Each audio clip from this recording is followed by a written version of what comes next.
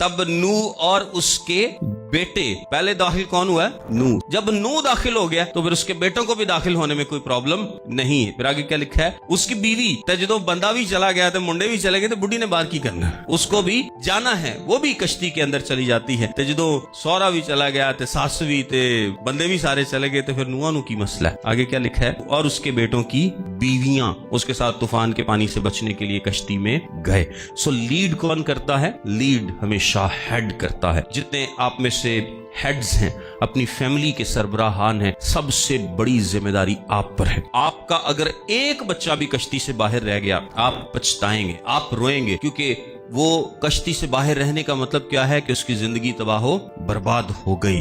अब उसको कोई जो मर्जी तुसी कर लो, तुसी उन्हें कश्ती से दोबारा वापस नहीं ले आ सकते। वंस ये दरवाजा क्लोज हो गया। तो इससे पहले कि दरवाजा बंद हो, हेड को सबसे पहले दाखिल होना है, उसको लीड करना है, उसको बताना, और फिर अपने तमाम खानदान को साथ लेकर उसको चलना है, वन यूनिट के तौर पे, ताकि खानदान बचाए जाएं। और ये नस्लों का फैसला था। ये फैसला क्या है? ये इतना अहम फैसला है कि ये दुनिया में बादशाहियों की तब्दीलियों से भी बड़ा फैसला है। इसलिए क्योंकि अगर नूह ये फैसला ना करता, उसका खानदान तबाह बर्बाद हो जाता। अगर आप ये फैसला आज नहीं करते तो आपकी आने वाली पता नहीं कितनी नस्लें बर्बाद हो सकती हैं। ऐसा है कि नहीं? और अगर आप आज आगे लगकर खुदावंद में कश्ती में दाखिल होते हैं और फिर आपकी औलाद दाखिल होती है, तो पता नहीं कितनी नस्लों को आप क्या कर सकते हैं, बचा सकते हैं, कितनी। और ये इफेक्ट बड़ी डाउन तक जाता है। मेरे वालिद साहब ने खुदावंद को कबूल किया और वो खुदावंद में आ गए।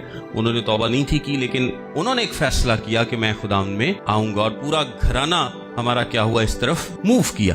अब खुदावंद ने मुझे खिदमत में, मेरे एक और भाई को खिदमत में इस्तेमाल किया। और अगर कोई बात नहीं, खिदमत में अगर ना भी इस्तेमाल खुदावंद करे, खुदावंद की मर्जी है, लेकिन आप खुदावंद की मर्जी के मुताबिक जिंदगी जरूर जी सकते हैं, खुदावंद यीशु में महफूज हो सकते हैं। और फिर आगे हम अपने बच्चों की ट्रेनिंग कर रहे हैं कि ये खुदावंद में क्या हो, महफूज हो। सो एक लड़ी चल पड़ती है। और अगर एक बाप ही फैसला ना करे तो उसकी औलाद को फैसला करने में बहुत ज्यादा मुश्किल होगी। आप अपनी औलाद के लिए बर्बादी का बीज बो रहे हैं, और औलाद को मुश्किल होगी, फिर उनकी औलाद को आगे मुश्किल होगी। नस्लें तबाह हो सकती हैं अगर आप कश्ती में नहीं जाते तो।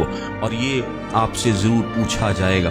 सो ना सिर्फ हम खुद दाखिल हों, बल्कि अपने बच्चों के लिए, अपने घरानों के लिए, अपने खानदानों के लिए खुदावंद से दरखास्त करें कि हमारे घराने में एक भी शख्स ऐसा ना हो जो कि कश्ती से बाहर हो। हम सब कश्ती के अंदर हों, खुदावंद में महफूज हों।